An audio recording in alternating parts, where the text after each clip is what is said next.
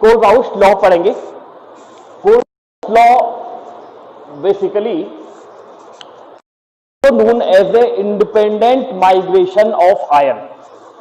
जो Kohlrausch law है उसको दूसरे नाम से भी जाना जाता है इंडिपेंडेंट माइग्रेशन ऑफ आयन से। कोलराउस लॉ में क्या है कि the limiting molar conductivity of electrolyte, the limiting molar conductivity of electrolytes is summation of individual contribution of limiting molar conductivity of cation plus limiting molar conductivity of anions। Clear? ये हमारे पास हमने क्या करा था, पढ़ा था, ये हमारे पास प्लस माइनस दोनों हो गए। अब सपोज एक एग्जांपल लेते हैं, फॉर एग्जांपल ये लैम्डा एम है, तो इसमें हमने क्या लिया कि भाई सपोज हमने लिया NH4OH की, तो NH4OH की जो लिमिटिंग मोलर कंडक्टिविटी होगी वो इक्वल होगी किसके, lambda M NH4 positive plus lambda not M OH negative. Clear? तो हमने ओवरऑल क्या पढ़ा था, हमने ये पढ़ा कि limiting molar conductivity of any electrolytes, the limiting molar conductivity of any electrolyte is summation of each contribution of या individual contribution of limiting molar conductivity of cation plus limiting molar conductivity of anion। इन दोनों के जो cation और anion की limiting molar conductivity होगी उनके सम के equal होगी। Clear? This is the Kohlrausch law. Okay, now come to the point, application of Kohlrauss law। clear? application of, heading लगाएंगे, this law is also known as a independent migration of ions। independent migration of ions भी बोलते हैं इसको। Clear है? Kohlrausch law is also known as a independent migration of ion. Now come to the point, application.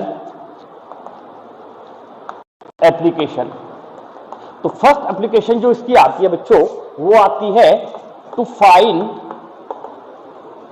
Find the degree of dissociation,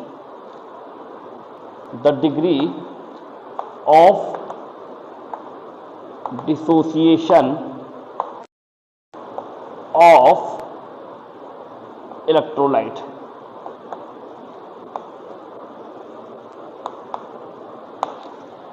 to find the degree of dissociation of electrolytes। Clear? अब बच्चों हमें पता है चाहे कोई strong electrolytes हो या कोई वीक इलेक्ट्रोलाइट्स हो, द डिग्री ऑफ डिसोसिएशन ही क्या करती है, मोलर कंडक्टिविटी के लिए रिस्पॉन्सिबल होती है। Means we can say the molar conductivity of electrolytes, the molar conductivity of electrolytes, sorry, electrolytes depend upon the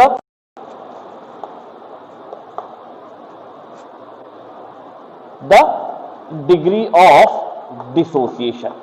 DOD means degree of dissociation।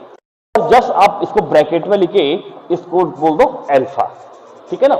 हमें पता है मोलर कंडक्टिविटी किस पे डिपेंड करती है, आयनाइजेशन पे डिपेंड करती है। इलेक्ट्रोलाइट्स का आयनाइजेशन ज्यादा होगा, मीन्स जितने नंबर ऑफ आयंस फ्री होंगे उतनी ही ज्यादा मोलर कंडक्टिविटी इलेक्ट्रोलाइटिक सॉल्यूशन की होएगी, ये हमें पता है। तो हम यहां से क्या बोल सकते हैं, अल्फा इक्वल्स टू, देखो हमारे पास जो आया, हमने बोल दिया lambda M is the molar conductivity of electrolyte, is the molar conductivity of electrolyte, conductivity of any electrolyte at C concentration, at C concentration. भाई ये लैम्डा m है वो क्या है, मोलर कंडक्टिविटी है किसी कंसंट्रेशन जिसको हमने C मान लिया है।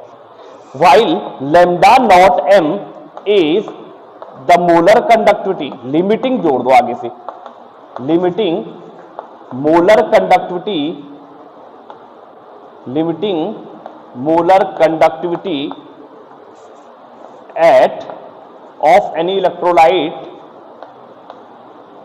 Of any electrolytes at C at infinite dilution, at infinite dilution। Clear? तो ये हमारे पास दो टर्म्स आगे हैं, एक लैम्डा m आया और एक लैम्डा नॉट m आया। लैम्डा m के लिए क्या बोल दिया हम कि भाई मोलर कंडक्टिविटी है एट एनी कंसंट्रेशन जिसको हमने C मान लिया है। लैम्डा नॉट m को क्या माना हमने, एक लिमिटिंग मोलर कंडक्टिविटी है at infinite dilution. Clear? So दोनों में डिग्री ऑफ डिसोसिएशन का रेशियो क्या होगा, alpha equals to lambda m molar conductivity divided by limiting molar conductivity.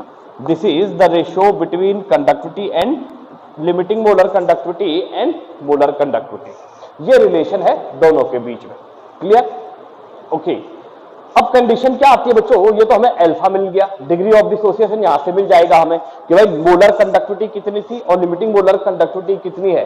This lambda naught m is also known as a, this lambda naught m is also known as a, is also known maximum molar conductivity, maximum molar conductivity. मतलब किसी भी electrolyte की molar conductivity इस lambda naught ज्यादा नहीं हो सकती है। आई बात समझ में? तो नोट करेंगे इसको, अल्फा हमें पता चल गया है। To find the degree of dissociation, यदि हमें किसी इलेक्ट्रोलाइट की मोलर कंडक्टिविटी पता है, लिमिटिंग मोलर कंडक्टिविटी पता है, we can find the alpha और the degree of dissociation of the electrolyte. Clear? अगर हमें किसी का डिग्री ऑफ डिसोसिएशन अल्फा पता है, हमें लिमिटिंग मोलर कंडक्टिविटी पता है, तो हम मोलर कंडक्टिविटी कैलकुलेट कर सकते हैं। अगर हमें अल्फा पता है, लिमिटिंग मोलर कंडक्टिविटी पता है, हम लैम्डा नॉट m कैलकुलेट कर सकते हैं। अगर हमें ये दोनों पता है तो हम लिमिटिंग मोलर कंडक्टिविटी को भी फाइंड कर सकते हैं एट एनी इलेक्ट्रोलाइट्स, किसी भी इलेक्ट्रोलाइट्स की। ठीक है ना? जो हमने कल स्टडी किया था बच्चों, एक्चुअली उसमें है क्या, जो कोलराउस लॉ आता है, जो इंडिपेंडेंट लॉ ऑफ वाइब्रेशन आता है, वो किसी भी इलेक्ट्रोलाइट्स के लिए वैलिड है। आइदर वो स्ट्रॉन्ग इलेक्ट्रोलाइट्स है और आइदर वो क्या है, वीक इलेक्ट्रोलाइट्स है। दोनों के लिए वैलिड है कोलराउस लॉ। बट कंडीशन है कि वीक इलेक्ट्रोलाइट के लिए कोलराउस लॉ एक गॉड गिफ्ट के जैसे है। क्यों है? क्योंकि कोलराउस लॉ के अलावा जो हमने कल ग्राफिकल रिप्रेजेंटेशन ऑफ डिबे हक्कल ऑनसैगर वो वीक इलेक्ट्रोलाइट्स के लिए वैलिड नहीं है। इसलिए कोलराउस लॉ के लिए, कोलराउस लॉ ही एक लॉ ऐसा है जो वीक इलेक्ट्रोलाइट को एक्सप्लेन करता है कि उनकी मोलर कंडक्टिविटी क्या होगी, कंडक्टिविटी क्या होगी। तो इसलिए हमें ये इंपॉर्टेंट है। इसको हटा दो, मैं दूसरा वो लिखा हूं इसी में, इसी का सेकंड पार्ट आता है, बी पार्ट है to find the ionisation constant, to find the ionisation constant of any electrolyte, of any electrolytes, electrolytes. Clear? अब तो सपोज हमारे पास क्या आता है, ऑफ एनी इलेक्ट्रोलाइट्स की जगह क्या कर दो, वीक इलेक्ट्रोलाइट्स कर दो, sorry, to find the ionisation constant of weak electrolyte. ठीक है ना? अब सपोज हमारे पास कोई एक वीक इलेक्ट्रोलाइट ले लो बच्चों। सपोज हम क्या करते हैं, CH3COOH है, एसिटिक एसिड है, हमने इसको क्या वाटर के साथ में डिसॉल्व किया, तो सपोज हमारे पास ये कैसे डिसोसिएट होगा। सपोज ये हमारे पास क्या हुआ, CH3COO negative plus H positive, ऐसे डिसोसिएट करेगा। क्लियर?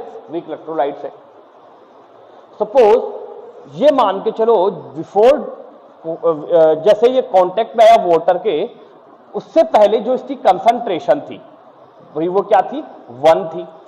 तो जब ये बनाई नहीं तो इनकी कंसंट्रेशन क्या होगी, 0 0 होगी।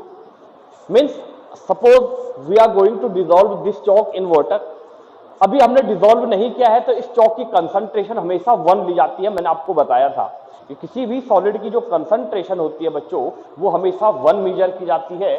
तो हमने क्या ले लिया, इसको 1 ले लिया। अभी ये दोनों फॉर्म ही नहीं हुए तो इसलिए इनकी कंसंट्रेशन क्या मान ली गई है, 0 0 मान ली गई है। क्लियर। अब हमने क्या करा, इसको इसमें डिसॉल्व किया। अब वही वाली बात आ जाती है कि सपोज हमारे पास क्या है, हम अभी आम के पेड़ के पास गए और हमने अभी आम के पेड़ को केवल देखा, तो हम ऐसा तो होगा नहीं कि हमने देखा और आम नीचे गिर गए, ऐसे तो होगा क्या कंडीशन ये होगी कि हमें पत्थर उठा के पेड़ पे फेंकना होगा। तो अभी हमने फेंका ही नहीं, अभी हम केवल देख रहे हैं तो हमें आम 0 0 मिले खाने के लिए, चाहे कच्चा आम है चाहे पका हुआ आम है। क्लियर। अब हमने क्या करा, पत्थर उठाया और पेड़ पे मारा, मतलब इस एसिटिक एसिड को उठाया और पानी में डिसॉल्व डाल दिया। जैसे हमने पानी में डिसॉल्व किया तो इसमें डिग्री ऑफ डिसोसिएशन कितना हुआ, इसका अल्फा मॉलिक्यूल क्या हो गया, डिसोसिएट हो गया। इसके क्या हो गए, अल्फा पार्टिकल क्या हो गए, डिसोसिएट कर गई। मतलब सपोज अल्फा का मतलब क्या हो गया, 1 2 3 4 etc कुछ भी हो सकता है। तो कंडीशन क्या होगी, सपोज हमने जैसे ही पत्थर फेंका पेड़ पे तो हमें क्या मिले भाई, एक एक आम मिल गए दोनों जगह से, 2 आम गिरे, एक कच्चा था एक पक्का था। क्लियर। अल्फा अल्फा मतलब जो एसिटिक एसिड है वहां से कुछ पार्टिकल क्या कर गए, जैसे ही वाटर के साथ में मिलाया वो डिसोसिएट हो गया। अब कंडीशन क्या है बच्चों, ये कंडीशन कब थी, जब क्या है हमारे पास कंसंट्रेशन 1 है तो हमारे पास क्या हो गया, 1 माइनस अल्फा, अल्फा अल्फा हो गया। भाई हमें एक एक 2 कच्चे आम, एक पका हुआ एक कच्चा आम मिला, कंडीशन क्या होगी, एक पेड़ था उससे 2 आम तो नीचे गिरेंगे। क्लियर। तो कंडीशन क्या होगी, अब यदि हम बोल रहे हैं एट सी कंसंट्रेशन, यदि कंसंट्रेशन क्या है, एट सी कंसंट्रेशन, यदि इसकी कंसंट्रेशन सी है तो उस कंडीशन में क्या होगा, 1 माइनस अल्फा सी। मतलब यदि सी है तो हमारे पास क्या हो जाएगा, 1 माइनस अल्फा सी। तो यहां भी क्या हो जाएगा हमारे पास, C alpha and C alpha हो जाएगा कंडीशन। ओके। अब करते हैं इसको थोड़ा सा अच्छे से लिख लेते हैं, एट कंसंट्रेशन सी। ठीक है ना, एट सी कंसंट्रेशन हमारे पास हो जाएगा 1 minus alpha C equals to C alpha. Okay. अब आते हैं बच्चों, हमने 11th में एक कॉन्सेप्ट पढ़ा था, according to alpha is equal, देखो हमने फाइंड किया कि जो हमारे पास क्या आया, के ए इज इक्वल टू आया, वो आया हमारे पास क्या आया, C alpha square divided by 1 minus alpha. C तो कट गया। और बच्चों हम जानते हैं अल्फा इक्वल टू क्या होता है, lambda M divided by lambda not M. ये फर्स्ट क्वेश्चन बनी थी, ये सेकंड एप्लीकेशन थी, ये डिग्री ऑफ डिसोसिएशन कैलकुलेट किया, ये हमने आयनाइजेशन कांस्टेंट कैलकुलेट किया। अब इक्वेशन सेकंड को उठाओ, देखो इक्वेशन सेकंड क्या है हमारे पास, K A is equal to C alpha square divided by 1 minus alpha. Now put the value of alpha from equation 1। तो हमारे पास अल्फा की वैल्यू क्या है, lambda divided by lambda not M. तो हमारे पास क्या हो जाएगा, ये लैम्डा, देखो लैम्डा एम हो जाएगा, सी हो जाएगा, lambda M alpha is equal to lambda M divided by इसका स्क्वायर हो जाएगा। तो हमने क्या कर दिया, multiplied by lambda M divided by lambda not M, इसका क्या हो जाएगा, स्क्वायर हो जाएगा, डिवाइडेड बाई क्या हो जाएगा हमारे पास 1 माइनस डिवाइडेड बाई क्या हो जाएगा, लैम्डा नॉट एम। ये हो जाएगा हमारे पास में। क्लियर। अब इसको आगे सॉल्व करो बच्चों, कैसे हो जाएगा, इसको जैसे हमने सॉल्व किया तो ये आया हमारे पास C multiplied by lambda M का square divided by lambda not M का स्क्वायर। अब क्या हो जाएगा, ये लैम्डा नॉट एम तो नीचे आ जाएगा। अब देखो हमारे पास आगे क्या है, 1 minus lambda M divided by lambda not M आया, ये ऐसे आ जाएगा। क्लियर। इसको मल्टीप्लाई करो तो कंडीशन क्या हो जाएगा बच्चों, हमारे पास आ जाएगा C multiplied by lambda M का स्क्वायर, ठीक है ना, divided by lambda not M square. देखो अभी इसके बाद मल्टीप्लाई हो जाएगा, lambda not M minus lambda M divided by क्या हो जाएगा, लैम्डा नॉट एम हो जाएगा।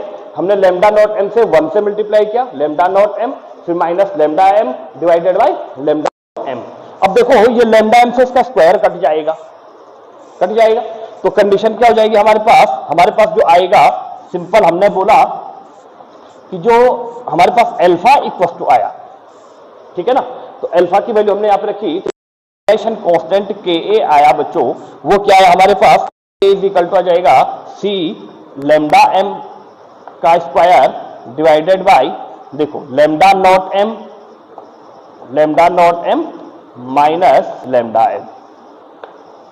तो ये हमारे पास क्या आया, आयनाइजेशन कांस्टेंट फाइनल आया। By knowing this equation we can calculate the acidic constant.